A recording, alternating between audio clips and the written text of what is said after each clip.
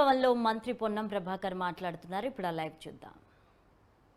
త్రాగునీటికి సంబంధించి ఎక్కడ సమస్య ఏర్పడ్డా అందుకొరకు ప్రత్యేకంగా 10 మంది పాత సీనియర్ అధికారులను జిల్లాల ఇన్ఛార్జీలు వేసినాం. ప్రత్యేక నిధులు ఇచ్చినాం కలెక్టర్లకు. యావత్ తెలంగాణలో ఏ గ్రామంలో అయినా నీటి ఎద్దడి ఉంటే అక్కడుండే కాంగ్రెస్ నాయకులారా వెంటనే స్థానికంగా జిల్లా కలెక్టర్ దృష్టి తీసుకోండి, ఆ సమస్యను పరిష్కారం చేయడం కోరుతున్నాం. నేను టీఆర్ఎస్ వాళ్ళని కూడా కోరుతా ఉన్నా, నీటి లభ్యత, త్రాగునీటి, సాగునీటి అంశం మీద రాజకీయం చేసే ప్రయత్నం చేయకు. ఈ సీజన్లా చెప్పండి, ఏ ప్రాజెక్టులో నీళ్లుంటే మేము విడుదల చేయొద్దని ఆదేశాలు ఇస్తే వెంటనే మేము దేనికైనా ఒప్పుకుంటాం. ప్రాజెక్టులో నీళ్లున్నాక రైతులకు ఇయ్యొద్దు అనేంత మూర్ఖులం కాదు. కేసీఆర్ గారు, కేటీఆర్ గారు, హరీష్ రావు గారు మీ హయాంలో పడ్డ వర్షాలు, మీరు 50,000 కోట్లు 40,000 కోట్లు ఖర్చు తగినటువంటి మిషన్ కాకతీయ ఏమైంది? మరి ఎందుకులో చెరువులలో నీళ్లు తాగినామా? మేము ప్రజలు తాగినరా? మీరు తాగినరా? ఏమైనా నీళ్లు?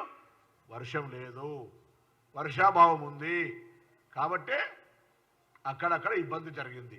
దాన్ని ఎదుర్కోవడానికి మిమ్మల్ని కలిసి రమ్మంటా ఉన్నాం. భారతీయ జనతా పార్టీ కేంద్రంలో అధికారం ఉంది, మీరు ఇక్కడ 10 ఏళ్ళు, వాళ్ళక్కడ 10 ఏళ్ళు ఏం చేసిరో చెప్పండి రైతులు కానీ అడుగుతా ఉన్నాం. ఇలా అది జవాబు చెప్పకుండా తోడు దొంగలు లెక్క ఆయన అదే మాట్లాడతారు, మీరు అదే మాట్లాడతారు, మీరు అదే మాట్లాడతారు, వాళ్ళు అదే మాట్లాడతారు. కాబట్టి ఇదంతా కూడా నడుస్తున్నటువంటి తతంగాన్ని నేను కొట్టినట్టు చేయి, నువ్వు వేడిసినట్టు చేస్తా. సామెత ఉంది కదా, ఇప్పుడు జనరల్గా మా అలిశెట్టి ప్రభాకర్ అని చేయించారు ఒక కవిండే, కందిపప్పు తాగితే చేయి పోతుందట, ధరల మాట వింటే దవడ వలిగిపోతుందట. అంటే ఇప్పుడు ఉన్నటువంటి పరిస్థితి అట్లుంది బీజేపీ టీఆర్ఎస్ ప్రభుత్వ హయాంలో. దాన్ని మార్పు చేయడానికి మేము ప్రజలను ఆర్థికంగా వారికి ఒక అవగాహన ఆలోచనతోటి ఏ విధంగా వాళ్ళకు మేము అండగా ఉంటామనేటువంటి మా మీద దాదాపు 100 రోజులు దాటి ఉన్న మా ప్రభుత్వం అహర్నిశలు కష్టపడి రోజుకు మంత్రులందరూ కూడా మా గౌరవ శాసనసభ్యులు పార్టీ నాయకత్వంతో కూడా కష్టపడి ఎలా రాబోయే పార్లమెంటు లోపల తెలంగాణ ప్రజలకు న్యాయం జరగాలంటే పార్లమెంట్లో కాంగ్రెస్ని గెలిపియాలని ఒక దీక్షతోటి మౌనంతా పనిచేస్తూ ఉన్నారు. అది జీర్ణించుకోలేని వీళ్ళిద్దరూ కాంగ్రెస్ పార్టీలో కుట్ర చేసే ప్రయత్నం చేస్తూ ఉన్నారు. అందుకే మేము మా కరీంనగర్ లోక్సభ వరకు తేదీ 14 నాడు బాబాసాహెబ్ అంబేద్కర్ గారి జయంతి రోజు పార్టీ కార్యాలయంలో ఈ భారతీయ జనతా పార్టీ వైఫల్యాల మీద, ఇచ్చిన హామీలు అమలు చేయని దాని మీద మేము దీక్ష చేయడానికి నిర్ణయం చేసినాం. ఇటువంటి దీక్షలు 17 పార్లమెంట్ నియోజకవర్గాల్లో జరగాలని కోరుకుంటా ఉన్నాం. ఎక్కడి వాళ్ళక్కడ వాళ్ళ సౌకర్యాన్ని బట్టి టీఆర్ఎస్ వైఫల్యాల మీద కానీ భారతీయ జనతా పార్టీ వైఫల్యాల మీద కానీ కార్యక్రమం జరగాలని కోరుకుంటాం. 14 తారీఖు నాడు తప్పకుండా. ఎందుకంటే భారతీయ జనతా పార్టీ తెలంగాణ విభజనను వ్యతిరేకించిన పార్టీగా 10 సంవత్సరాలుగా తెలంగాణకి ఏం న్యాయం చేయనటువంటి పరిస్థితి. మా దగ్గర టీఆర్ఎస్ పార్టీ అంటే వాళ్ళు పోటీలో ఉండేది పరిస్థితి లేదు. కాబట్టి అక్కడ ఉండబడేటువంటి ఈ మతపరమైన రాముని పేరు మీద ఆర్టిస్ట్ ఆస్కర్ అవార్డు డ్రామాలు పొందేటువంటి అభ్యర్థులు ఉన్నటువంటి పరిస్థితుల్లో తప్పకుండా భారతీయ జనతా పార్టీని ప్రశ్నించడానికి, ప్రజలను చైతన్యపరచడానికి, వాస్తవాలు చెప్పడానికి ఆ రోజు మేమందరం కూడా జిల్లా కాంగ్రెస్, కరీంనగర్ జిల్లా కాంగ్రెస్, సిరిసిల్ల జిల్లా కాంగ్రెస్ అధ్యక్షులు, 2 శాసనసభ్యులు కవ్వంపల్లి సత్యనారాయణ గారు, ఆది శ్రీనివాస్ గారు, మేడిపల్లి సత్యం గారు, మిగతా పోటీ చేసిన అభ్యర్థులు అందరం కూడా కలిసి ఆ రోజు అక్కడ దీక్ష చేయబోతున్నామనే మాట కూడా ఈ సందర్భంగా మనం చేస్తున్నాం.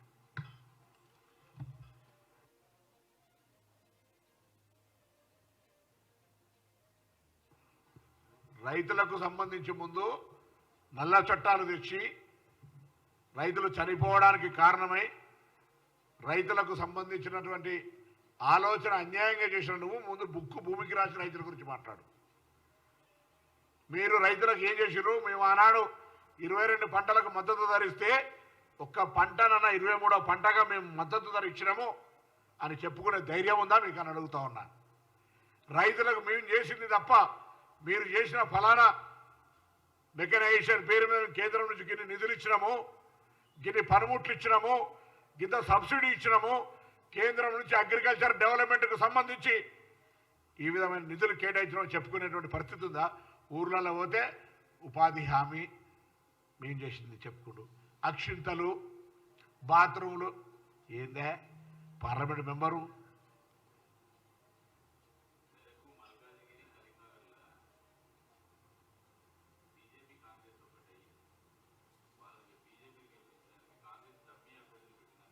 కరీంనగర్కి కాంగ్రెస్ అభ్యర్థిని ఇవ్వకపోతే వాళ్ళు ఎడకేకలన్నారు.